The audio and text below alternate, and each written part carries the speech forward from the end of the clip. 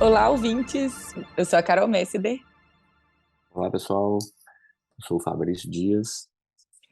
e hoje a gente vai falar sobre um dos nossos assuntos queridinhos, de hoje e de sempre, Um dos mais que é importantes também, que é sepse. sepse. E o Mas que hoje a gente vai mudou trazer exatamente o enfoque nas mudanças do último guideline, que foi do ano passado, não é isso? é isso mesmo.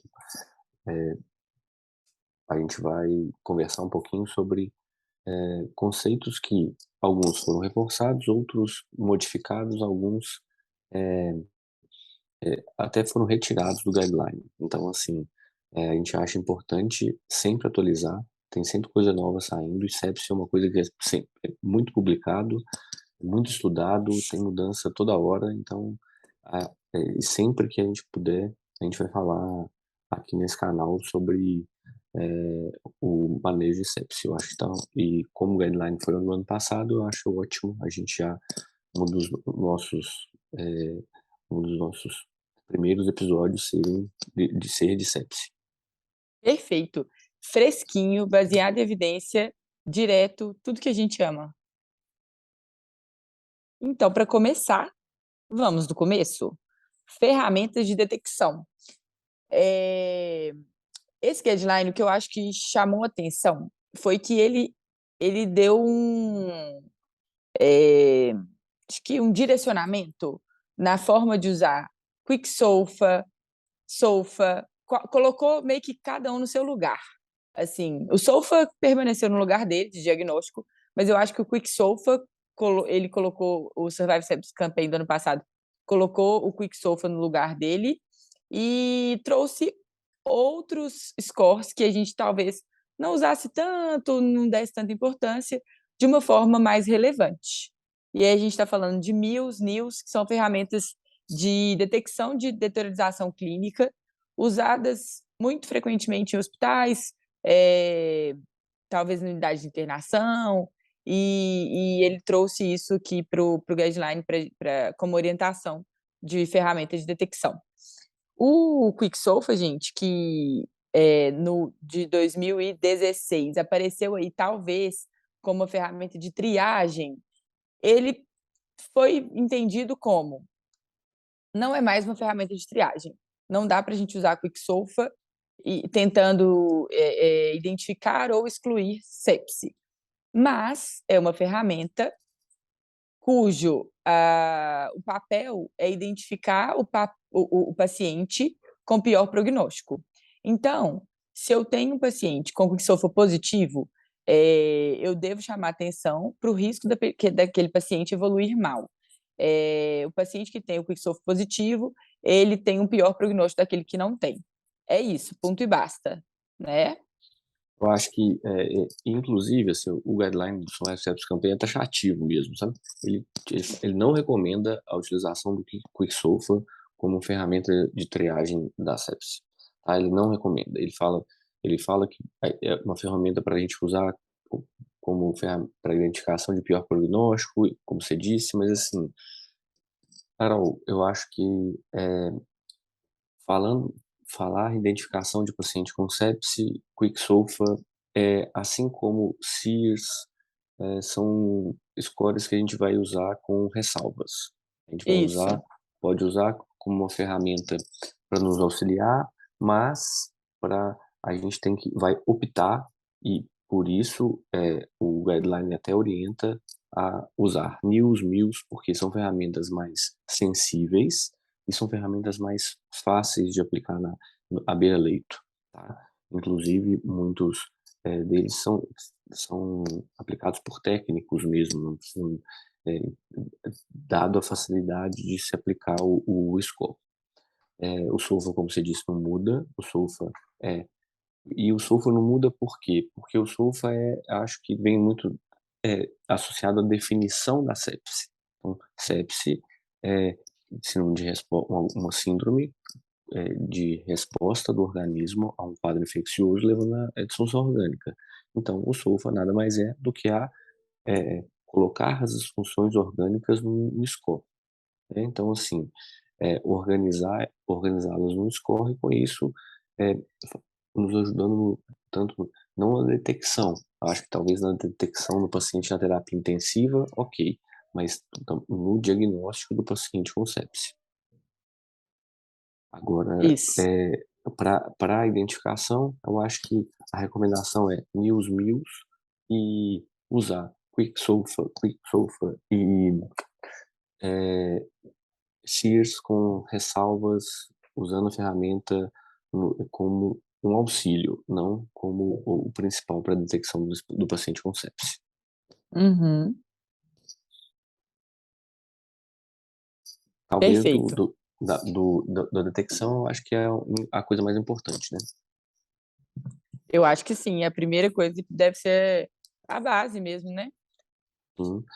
E assim, é algo que a gente batalha no nosso dia a dia e no dia a dia do médico emergencista, do clínico, do médico da terapia intensiva, a gente sempre fala isso, né, é uma das coisas que a gente vai mais falar no canal aqui. A gente não dá bom dia para quem a gente não conhece, então identificar a Eu sepsis é amo muito essa frase. importante, né, E então uma assim. das principais, os estudos sempre martelam isso, assim. Por que que a mortalidade na sepse é alta? Óbvio que tem a ver com a gravidade mesmo do quadro, da resposta orgânica deflagrada, da resposta inflamatória, de tudo isso, mas também muito relacionada à identificação tardia mesmo. Então, o objetivo, de achar essas ferramentas e de estudar, tudo isso, é na tentativa de padronizar o manejo e de identificar esses pacientes mais precocemente. Então, isso eles batem muito na tecla da necessidade de uma equipe treinada para conduzir esses pacientes. Conduzir, a base da condução é a identificação. Então, todo mundo já passou por isso, assim, um paciente às vezes que é triado no pronto-socorro como amarelo e, na verdade, quando você vai atender, o paciente está séptico, e passou do tempo. Então, assim, a ideia da gente sempre bater nessa tecla da importância da identificação é para a gente não perder o time, porque tempo é vida na sepse, que é outra que a gente outro bordão aí que a gente gosta de falar. O paciente assim, e é outra coisa que é muito importante também, que o Survival Sepsis Campaign ele fala no novo protocolo, é de fomentar a realização de protocolos institucionais mesmo, Sim, e com indicadores objetivos de qualidade e eficiência no tratamento do paciente com sepse, para primeiro, eh, treinar a equipe, tá, tudo que é protocolar, isso fica mais fácil da equipe praticar, produzir dados, né, produzir indicadores de qualidade e, eh, produzindo indicadores, eu vou correr atrás, eu vou buscar, eh melhorias, né. ajustes, exato, e melhorias eh, tanto na no principal, que é mortalidade, né, eu acho que e em coisas importantes, a gente vai falar de tratamento daqui a pouquinho, então assim, um tratamento cada vez mais precoce, na identificação e tratamento cada vez mais precoce do paciente séptico. Então, eh, isso é muito, por todas as instituições que trabalham com sepsi no mundo, assim, ou que falam de sepsis, Survival Sepsis Campaign na Europa o ILAS na América do Sul, assim, na Latinoamérica, na verdade, né, eh, a gente sempre vai eles vão sempre orientar: "Tenha na sua instituição um protocolo de sepse". A maioria eh, acreditações internacionais, por exemplo, elas exigem um protocolo institucional de sepse como uma eh, algo Medi relacionado à qualidade do serviço mesmo, Isso, medidor de né. qualidade. E isso é a Exato. realidade, assim, a gente quer trazer para vocês aqui a medicina da vida real, né, e Sim. não é só fazer medicina, é fazer medicina com a melhor performance, com o menor custo e com melhor desempenho. Então isso faz parte, assim, ter ferramentas para avaliar essa performance faz parte da nossa prática e nós somos cobrados por isso, e que bom, porque isso exige de nós a atualização, treinamento. Então, tudo isso para falar da importância dessas ferramentas de detecção e da gente estar atualizado no assunto. Eu acho que, falando em detecção, falamos como detectar, então a sepse, as ferramentas mais usadas, o que é indicado no último guideline, e aí eu acho que a gente vai partir para o tratamento da sepse. Então, assim, como que Sim, sepse como que eu vou tratar essa síndrome clínica tão importante? E uma coisa que não mudou, talvez tenha tido uma orientação que pode gerar até uma certa polêmica, né? Mas a base não muda. A base do tratamento da sepse é uma coisa que nós vamos, na abordagem do paciente crítico, em tudo que a gente já falou até hoje relacionado à sepse e doente grave, é a medida que salva a vida na sepse, que diminui mortalidade, e a única que diminui mortalidade é antibiótico na primeira hora. Então, isso eu acho que tem que ser uma coisa que é o tá mantra que a gente é, repete tá para ficar na marcado, cabeça de todo mundo. bem alinhado, exatamente, o mantra mesmo. Um dos mantras, né, que a gente vai repetir aqui, né, antibiótico na primeira hora. Isso é muito, muito, muito importante, tá? Todos. Isso começou desde que sepsia é estudado, desde que infecção é estudado, desde 1900 e lá vai pedrada, a a um antibiótico, quanto mais precoce possível, diminui a mortalidade. O trabalho clássico disso é o trabalho do Kumar, lá de 1993, mostrou que quanto mais tempo demora para dar um antibiótico, e o gráfico é linear, assim, é impressionante, aumenta a mortalidade. Então, é, sempre pensar nisso. Anti, Antibiótico na primeira hora, e aí, relacionado ao antibiótico, o guideline faz algumas recomendações muito importantes, as atuais, que nos pacientes de risco, né, eu tenho que, e nos pacientes sépticos de risco, dar cobertura ampla de antimicrobiano, para cobrir cobertura de germes multiresistentes e até antifúngicos, quando indicado. Então, nos pacientes com risco de MARSA, por exemplo, os pacientes com risco de BGMs multiresistentes, né, as enterobactérias multiresistentes, a recomendação é dê antibiótico de largo espectro no paciente com sepse e com choque séptico. Então, vai depender muito da instituição que trabalha, que a maioria, algumas têm protocolos institucionais mesmo de uso de antimicrobianos, mas não esqueça disso. No paciente com sepsis ou choque séptico, use a cobertura mais ampla possível dentro dos fatores de risco desse paciente. Eu acho que vale a pena a gente só citar, isso aqui é uma também antibiótico que a gente ama e é uma aula à parte, mas vale a pena citar quais seriam as principais, as recomendações básicas para a cobertura de MARSA. De antibiótico, glicopeptídeo, né? Então, glicopeptídeo, vancomicina, tecoplamina, dar prioridade para vancomicina, e aí a gente pode falar de daptomicina, linezolida, tiaciclina, quando a gente tem um perfil de resistência antimicrobiana muito elevado, inclusive com VRE na instituição, ou estafilococcus resistente à vancomicina, que é raro, mas pode acontecer. Então, opção de tratamento glicopeptídeo para MARSA, Tá? vanco e E, teco. e a gente tem um paciente séptico que tem fator de risco, então nós vamos usar o glicopeptídeo. Quais são esses fatores de risco? Isso é muito importante, né? Então, aquele paciente neutropênico, por exemplo, esse é um paciente de risco.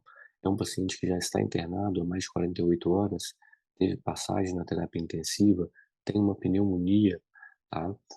Usa algum catéter de longa permanência, tem alguma mucosite grave, tem alguma infecção de pele grave e está com uma internação acima de 48 horas. Então, esses pacientes eu vou Ou que já é, teve alguma cultura isolada de MARSA? é, exatamente, ou que teve uma cultura prévia. Então, assim, todos esses fatores são importantes na indicação do uso do antimicrobiano de largo espectro para cobertura de masa. A escolha de antimicrobiano, gente, é uma das partes mais difíceis, assim, é complexo, são vários fatores que a gente tem. É difícil você encontrar uma receita de bolo, né? A gente sempre tenta para facilitar um pouco, mas é difícil. Existem vários critérios que você tem que usar na escolha. Então, a gente está trazendo aqui só essa atualização do guideline, que foi de considerar essa cobertura para o paciente séptico, ver se tem indicação. Antes isso não era citado e eles trouxeram isso diante do aumento aí da prevalência das bactérias multidroga resistentes. Então, acho que é importante a gente ressaltar isso. Isso vai valer para as enterobactérias também. E uma coisa que eles falam e repetem no guideline, eh, eles citam vírus também, menos comum na nossa prática, né, a gente, tratar vírus, a não ser nos pacientes mais imunossuprimidos, mas, a cobertura antifúngica, isso aí é uma coisa que eles falam, citam bastante. Então, pense em cobertura ampla, inclusive com antifúngico naqueles pacientes de risco. Perfeito. Então, a gente começou pelo antibiótico, porque o antibiótico é o que muda a mortalidade mesmo. E lembrar desse tempo, que vai ser, inclusive, também é um medidor de qualidade do atendimento do paciente séptico. Teve mais mudança, teve uma que a gente ama também, que é sobre a fluidoterapia, né? Antes a gente continua com aquele número mágico de 30 ml por quilo, mas isso caiu, assim, para antes era uma orientação, né, e agora caiu para uma sugestão, assim. Tenha em mente esse 30 ml por quilo, mas guie a sua fluidoterapia com medidas de avaliação de fluido responsividade. Isso é um conceito que a gente já aplicava na prática e os lugares, assim, de terapia intensiva cuja a prática é de ponta, já preconizavam isso, essa avaliação da fluido-responsividade, e eles trouxeram por quê? Foi visto que a gente estava encharcando todo mundo. Perseguir esse número de 30 ml por quilo cegamente e volume, volume, volume, sem avaliação se o problema é realmente volume, estava colocando os pacientes em risco, porque depois a gente tinha paciente congesto, a gente tinha paciente a gente tinha que usar furosemida, enfim, paciente hipervolêmico, por conta de uma medida que nós mesmos fizemos. Então, ter isso em mente, assim, que a gente vai usar, lançar a mão da fluidoterapia, mas sempre reavaliando o nosso paciente e não considerando esses 30 ml por quilo uma regra. É um, ela pode ser um norte. Eu acho que é isso, assim, a gente tem em mente, sei lá, o paciente pesa 60 quilos, 60, 30 ml por quilo, mais ou menos 1.800 ml, mas eu não vou tacar 1.800 ml nesse paciente de uma vez. Vou lá, dou 1.000, vejo, respondeu, não respondeu. Esse paciente ele tem uma insuficiência cardíaca. Esse paciente, como que ele está? Qual que é o contexto que esse paciente está? E eu tenho tempo, enquanto eu estou administrando essa primeira alíquota de volume, para pensar e para entender melhor e para ver se a real necessidade desse paciente é volume mesmo. E é importante falar que a gente tem que usar as ferramentas que a gente tem, em mãos para fazer isso, né. Então quanto mais ferramentas a gente usar, quanto mais a terapia for guiada por algum diagnóstico situacional ali, ou quanto mais a terapia for guiada por algum parâmetro objetivo, mais adequado eu vou tratar meu paciente. Então, assim, quando eu sou empírico demais, tudo bem, vai ter algumas situações que eu vou ter que ser, só ser empírico. Agora, em algumas situações, eu vou conseguir, ou na maioria das situações, eu vou conseguir fazer, eh, a, a terapia guiada, a terapia, eh, baseada em algum diagnóstico, em algum dado, em algum parâmetro. Então, use a as ferramentas. A gente vai desde ferramenta, eh, como, por exemplo, a elevação passiva dos membros, passando pelo ultrassom à beira-leito, com distensibilidade e compressibilidade de cava, ultrassom pulmonar. A gente vai pensar em vários fatores, e se eu puder usar mais de uma ferramenta, melhor ainda. Então, assim, se eu tenho um paciente na terapia intensiva ou no pronto-socorro, numa sala de emergência, ele tem uma monitorização invasiva ou minimamente invasiva, eu posso medir débito cardíaco, resistência vascular periférica, tem várias coisas que variação de volume sistólico, variação de pressão de pulso, tem muita coisa que a gente pode usar. Pode ser que naquele momento eu não tenho todas essas ferramentas, mas Eu se eu acho que usar isso, pelo inclusive, menos pode uma, ser um episódio, assim, de pode, medidas de avaliação de fluido e responsividade. pode, pode. A gente vai fazendo os episódios, a gente vai pensando, né? Já dá antibiótico a gente já tem, bactéria Verdade. multiresistente Cada já. episódio que a gente faz, sai uns 5 É, durante o então isso é episódio. bom. Isso vai ser bom. Então, ou seja, aproveitem o canal que vai sair muita coisa legal aqui. É, e quem não inscreveu, por favor, se inscreva. Né? Assim, Exatamente, por favor. Curte, compartilha, comenta, que a gente segue precisa lá no desse Instagram. estímulo. Exatamente, a gente tem que estar, senão, aí medicina nos move, então a gente precisa de, eh, mais se sentir mais estimulado aí pra gente continuar Desse produzindo mais feedback conteúdos de legais. vocês também nos move. A medicina nos move e o feedback de vocês também. Exatamente. Mas aí, Ai, é sempre importante. Então a recomendação é 30 ml por quilo? Tá, ok, 30 ml por quilo, antes era uma recomendação, agora uma sugestão, mas uma sugestão que é 30 ml por quilo com ressalvas, com cuidado, exatamente. com Exatamente. atenção, com monitorização do Aquela lado do coisa seu da gente de você paciente. correr 2.000 do volume, paciente totalmente empírico, prescreve lá 2.000, manda fazer e sai. Não existe. Não E, existe. na verdade, o doente séptico é o doente grave. O doente grave e que não tem médico do lado, ele invariavelmente ele vai evoluir mal. Então, assim, Baixando até para esse gancho, a gente tem uma novidade que eles trouxeram também, né, que ganhou, na verdade, importância nesse guideline, que tem muito a ver, o estudo, inclusive, coloca isso como talvez um fator que tenha contribuído para esse resultado, que é estar muito presente no beira-leito do lado do paciente, que é a avaliação do lactato, é, versus o, tempo de enchimento capilar, que é o Andromeda Trial, né? na verdade, assim, ele está comparando o exame laboratorial, que é inclusive a Isso recomendação forte do guideline atual no manejo mudou da também. sepse, é uma coisa nova, eles recomendam colete o lactato na primeira hora, junto com os exames laboratoriais iniciais, né, junto com as hemoculturas, junto com os exames laboratoriais na pesquisa de disfunções orgânicas, coloca o lactato junto, então, assim, peça o lactato sempre, isso também é um indicador de qualidade na condução do paciente séptico, tá? Mas, eh, ele a medida do lactato é laboratorial.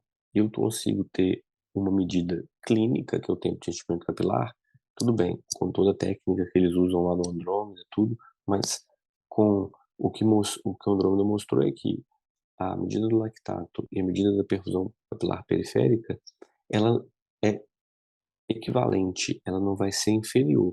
Ela pode sim ser uma ferramenta que eu use para ver perfusão. Então, eh, se feito com a técnica correta, direitinho, depois a gente pode botar aí no link aí o link do Andrômeda. O Andrômeda é um aplicativo Uhum. que está liberado pelo JAMA, então assim, e tem inclusive lá a orientação de como é feito a medida do tempo de Avaliação, enchimento, aham. a avaliação do tempo de enchimento capilar. Esse pode ser uma ferramenta muito interessante, tanto na avaliação inicial do paciente, até na monitorização mesmo da ressuscitação, bem Uhum. a assim como o lactato. Então, assim, mas se eu tenho uma ferramenta beira-leito, eu é um parâmetro muito mais rápido e dinâmico, né, do que o próprio lactato. Exatamente. E em relação ao lactato, eles colocam a importância, eles trazem muito isso, assim, da importância de avaliar o lactato, inclusive é uma recomendação para ser coletado na primeira hora, mas eles colocam a ressalva, que é: não persigam essa redução do lactato a qualquer custo, assim. Isso é uma medida, inclusive, de prognóstico, aqueles pacientes que têm um lactato maior ou que a gente não vê essa redução do lactato importante após as primeiras medidas, eles têm um pior prognóstico, mas que isso também tem que ser interpretado com algumas ressalvas. Não é uma medida que a gente vai perseguir a qualquer custo. Eu não tenho que tentar reduzir esse lactato rápido, mesmo que eu veja que o paciente, por exemplo, não tem mais fluido responsividade. Não, eu acho que o lactato, Carol, assim, é bem interessante, porque ele é uma ferramenta que vai, me indicar se o prognóstico é bom ou ruim. Sim, a queda do lactato, ele vai me indicar que, eh, o que eu estou fazendo está no caminho certo? Sim. Ele não cair me indica que eu preciso de modificar alguma coisa? Sim. Não necessariamente é volume que eu tenho que dar para o paciente. Então, Ou assim, dobutamina. é, ou é, ou é uma droga vasoativa qualquer. Não é não é isso. Eu tenho que dar volume, eu tenho que dar dobutamina, eu tenho que dar vasopressina, eu tenho que aumentar a noradrenalina. Que é isso? O que o lactato permanentemente alto significa? Então, de novo, a gente tem que fazer o diagnóstico da situação daquele paciente ali. Por que esse paciente não está melhorando? Eu otimizei o que eu precisava a a hemodinâmica do paciente está otimizada? Os parâmetros hemodinâmicos estão otimizados? Tá? Tá tudo otimizado e o lactato não está caindo. Será que é o lactato, tipo B? Será que é algum outro tipo de lactato, não é do lactato tipo A que está acontecendo? Tá, então Ô, assim, gente, essa discussão aqui é ouro. Isso aqui vocês têm que, de verdade, assim, isso é alto nível da medicina baseada em evidência, porque é sair do óbvio, assim, é pensar fora da é, caixa mesmo no manejo do paciente séptico. A gente vê sim, muita gente fazendo receita de bolo no manejo desses pacientes e fazendo errado, assim, prejudicando, inclusive, a evolução desses pacientes. Então, é, exatamente. aproveitem esse É, conteúdo. eu acho que é isso que a gente tem que buscar. O lactato tá quando eu tenho lactato na primeira hora ele tá alto, fiz 4, 6 horas depois, o lactato continua alto. O que que tá faltando? O paciente está em um choque, o paciente está em choque séptico. Esse choque séptico, ele é eu preciso de, eh, fazer o que a mais para esse paciente melhorar, do ponto de vista hemodinâmico. Esse Eles paciente tem um trazem o controle do foco em 24 horas, né, também, como uma recomendação. e isso é Então, importantíssimo, importantíssimo. exatamente, Será que o foco está controlado? Porque às exato. vezes é isso, assim, eu tô com uma terapia antimicrobiana adequada, eu tô com a fluidoterapia adequada, o lactato persistentemente alto, poxa, será que é foco mantido? Investiga, procura É, outra coisa no seu paciente. faça o diagnóstico da situação. Trabalhe, Isso. faça medicina baseada no diagnóstico, a gente sempre fala isso também, né, no diagnóstico Uhum, etiológico. E a etiologia, às vezes, é a etiologia do choque. Tem um choque ali que é uhum. séptico, distributivo, puro, então eu estou usando E noradrenalina, estou nesse subindo a dose. sentido, isso, a classificação do choque ela é super relevante, né, nesse É ponto aí. fundamental, é fundamental. Então, assim, de novo, o Survival Sepsis Campaign, ele estimula isso cada vez mais, né. Então, aí já até passando o ponto da droga vasoativa de escolha, noradrenalina. Mas Continua, não hoje mudou. exatamente, mas hoje cada vez mais eles eh, falam em instituir vasopressina precoce, baseado também em vários trabalhos que mostraram benefício no uso da vasopressina associada à adrenalina na melhora do paciente. Antes, eu acho que a gente ficava deixando a nora subir demais para iniciar vaso, assim, com todas as ressalvas, enfim. Mas o que eles trouxeram e os estudos evidenciaram é que se a gente está vendo que a concentração, a demanda daquele paciente, a gente está começando a subir a concentração de nora, concentração não, né? O volume que tá sendo administrado de nora, por que não começar uma vasopressina nesse momento? Não deixar chegar em níveis tão altos de noradrenalina. Isso considerando que nós estamos diante de um choque distributivo puro, né? Uhum. Que a gente não está diante de um choque misto, por exemplo. O paciente pode ter um componente cardiogênico, até pela própria sepse, né? Então, assim, Sim. no paciente que tem um componente cardiogênico, a droga de escolha não é vasopressina, a droga de escolha é dobutamina. Aí sim, eu Uhum. vou usar a dobutamina, e a dobutamina pode, porventura, fazer o lactato cair, porque eu tenho um choque cardiogênico associado ao choque distributivo, choque séptico. Então, assim, eu tenho um componente cardiogênico do choque daquele paciente. De novo, eu faço isso baseado em um dado, em algum parâmetro, nunca baseado num achismo ou lactato não caiu, vou associar droga vasoativa X, Y, Z. Não é isso. Aí de novo, quanto menos empírico a gente for, mais a chance de dar certo, mais a chance de a gente tratar o Exatamente. paciente E mais a adequadamente. chance, exato, da gente não fazer mal para o paciente, né? Exato. É, eu acho que assim, a mensagem final é que não tem uma receita de bolo. Se a gente pode falar um ingrediente, é o antibiótico na primeira hora. Isso aí é para todo Exatamente. mundo. É Só a tem única essa receita receita de de bolo. bolo. Só. E mesmo assim, O, não o, dá nem para o falar qual que é único. o antibiótico. Não, mas aí não dá. Mas assim, É, antibiótico. Isso aí, antibiótico na primeira hora e controle de foco nas primeiras 24 horas. Esse é eu acho que é a isso. mensagem principal dessa aula de hoje. Sepse. Hum, Sepse é muito importante, sepse mata. Então, assim, identifique precoce, trate precoce, controle o foco de forma precoce. Lembrar das ferramentas de detecção. Então, retomando aqui os principais pontos. Lembrar das ferramentas de detecção. Lembrar do lactato na primeira hora, antibiótico na primeira hora, coletar os exames, preferencialmente antes da administração do antibiótico, mas isso for atrapalhar o início do antibiótico, não atrasar por conta disso.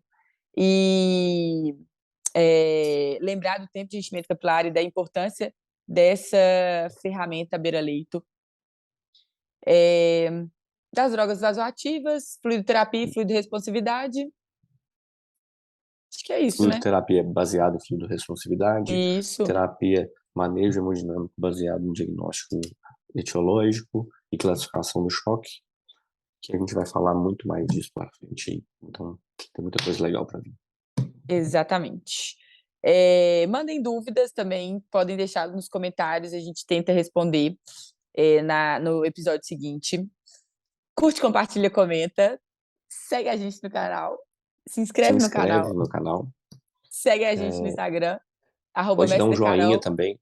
O joinha Chama a do YouTube Clínica. também, Exatamente.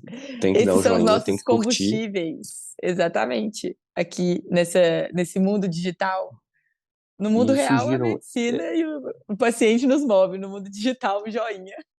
exatamente, surgiram no aqui também, Temas. pode ser nos comentários, para a gente falar. Então, assim, eu acho que muita coisa vai partir de sugestão de vocês também.